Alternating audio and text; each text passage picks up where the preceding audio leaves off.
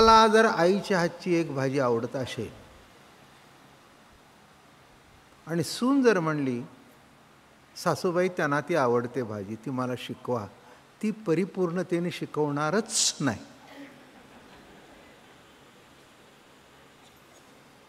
Is equal to सासू. कारण मग तिला जर करता आली तर मग हिचं महत्त्व काय राहिलं. मग एखादी सासू इतकी चांगली असते, अगं आता मी किती दिवसाचे राहिले, शेवटी तुला करून घालायचं आहे ना, शिक, चांगलं शिक, माझ्या हातसमोर 2-3 वेळा कर, हां, म्हणजे मी नसल्यानंतर सुद्धा माझ्या बाळूला तू करून घालशील. ही भूमिका निराळी. आणि माझ्याशिवाय येऊच नाही अशा सासवा असतात, त्या सतत फणा मारत असतात. सासू तो नागवा फुसफुसफुस करतो ना. माझ्या प्रवचनाला ऐकून ऐकून सगळ्या सासवांची फुसफुस गेलेली आहे, म्हणून मी फुसफुस सांगितली. आता तुमचं तुम्ही बघा, गेली नसेल तर मग आजपासून सुरुवात करा, काही हरकत नाही करायला. तेव्हा साधी एक विद्या ती जर द्यायची म्हटलं तर माणूस इतका कंजूस होतो की आपलं महत्त्व कमी होईल. अरे कोणी कोणाचं महत्त्व वाढत नाही, वाढवायचं नको म्हटलं तरी वाढतंच. काय नको म्हटलं तरी वाढतं, कारण त्याच्या मनात आहे.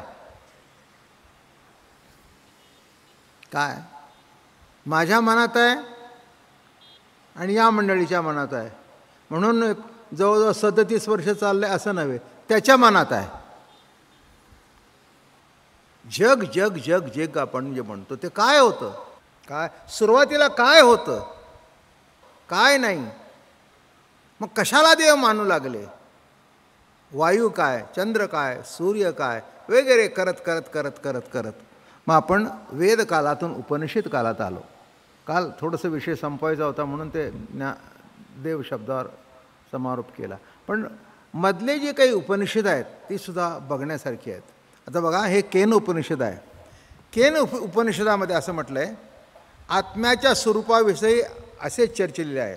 आत्मा हा कानाचा कान, मनाचे मन, वाचेची वाचा, प्राणाचा प्राण, डोळ्याचा डोळा असा आहे. काय सांगतात बघा आता. कानाचा कान, मनाचं मन, डोळ्याचा डोळा, म्हणून एक नामदेवराचा अभंग आहे. डोळ्याचा डोळा उघडीला जेणे आणि लेवविले लेणे आनंदाची. डोळ्याचा डोळा उघडीला जेणे, डोळा उघडला नाही, डोळ्याचा डोळा ज्याने उघडला. माझं म्हणणं कळलं का. आपल्या व्यवहारात भाषा होतो, बरं झालं त्या माणसाजवळ जास्ती जात होतो मी, आयत्या वेळेला तुझी माझी डोळे उघडलीस. म्हणजे का आंधळा होतास का. नाही, त्याच्या खऱ्या रूपाची स्वरूपाची ओळख करून दिलीस ना, आम्ही डोळे उघडले. तसं केन उपनिषदामध्ये म्हणाले, कानाचा कान, मनाचे मन, वाचेची वाचा, प्राणाचा प्राण, डोळ्याचा डोळा असा आहे. असा जो जाणतो तो अमर होतो. जे वाचेला सांगता येत नाही पण ज्याच्या शक्तीमुळे वाचा प्रगट होते तेच ब्रह्म असे म्हणावे. वाचेने ब्रह्म सांगता येत नाही. ब्रह्माबद्दल काही सांगता येत नाही, पण जे सांगतोय ते ब्रह्मामुळे सांगतोय एवढं कळतं. हे लक्षात घ्या, मोठे सुंदर विषय आहेत. अध्यात्मज्ञानाचा कळस म्हणजे हरिपाठ आहे. म्हणून देव शब्द एकच टाकला सुरुवातीला, पण त्याच्यात सगळं विश्व आलं.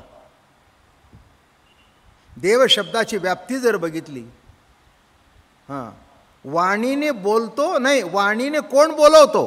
आणि म्हणून या ठिकाणी म्हणाले, लोक ज्याची उगाच ब्रह्म म्हणून उपासना करतात ते खरे ब्रह्म नव्हे. ज्याच्याविषयी विचार करण्यास मन असमर्थ आहे, पण जे मनाचे मनन आहे ते ब्रह्मजाण.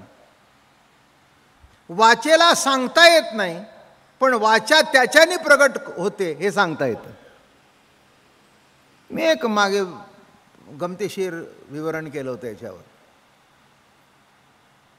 आलं का लक्षात? ब्रह्म म्हणजे काय? काय सांगाल? काही सांगता येत नाही. बाकीच्याबद्दल वर्णन करता येतं. खुर्ची म्हणजे काय? लगेच समोर आकार आला, 4 पाय मागे टेकायचं खुर्ची. सोफा म्हणजे काय? जरा लांब लचक 3 माणसं बसतील हा सोफा. बरोबर आहे?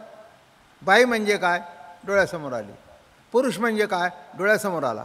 भात म्हणजे काय? डोळ्यासमोर आला. बरोबर आहे? आंबेमोर म्हणजे काय? डोळ्यासमोर आला. इंद्रायणी म्हणजे काय? डोळ्यासमोर आला. नव्हे, नुसतं डोळ्यासमोर नाही आला, चव पण आली. बासमती म्हणजे काय?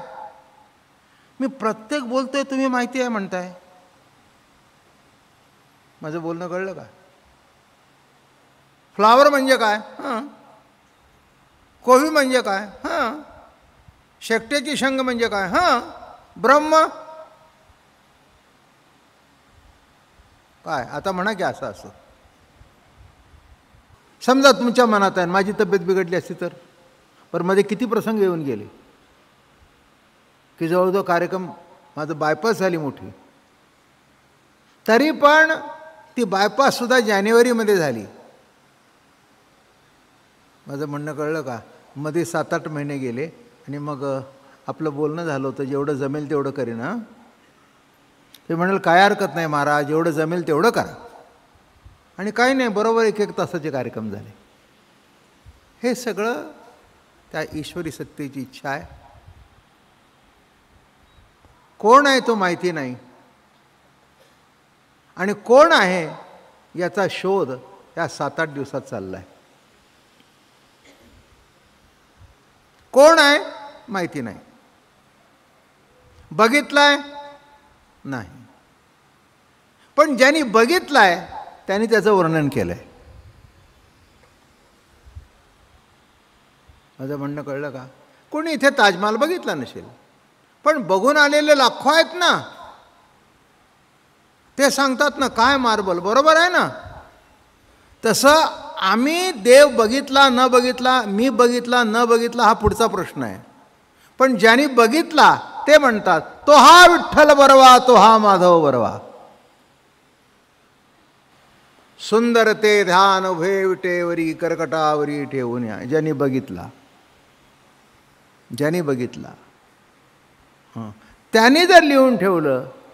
आता मला सांगा तुम्ही मंडळी, ज्ञानोबा तुकोबा नामदेवराया नाथबाबांच्या शब्दावर नाही विश्वास ठेवायचा, जगद्गुरूंच्या शब्दावर नाही विश्वास ठेवायचा, तर कोणाच्या शब्दावर विश्वास ठेवायचा?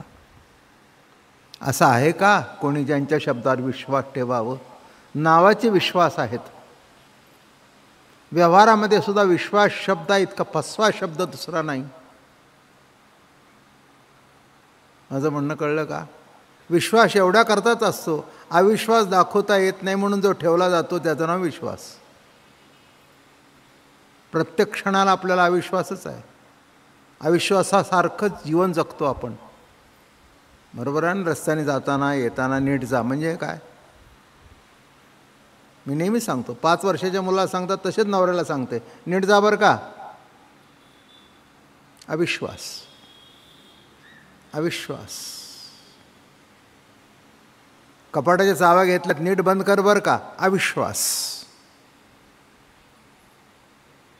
जिना खाली उतरून आला, कुलूप नीट लावलेस ना?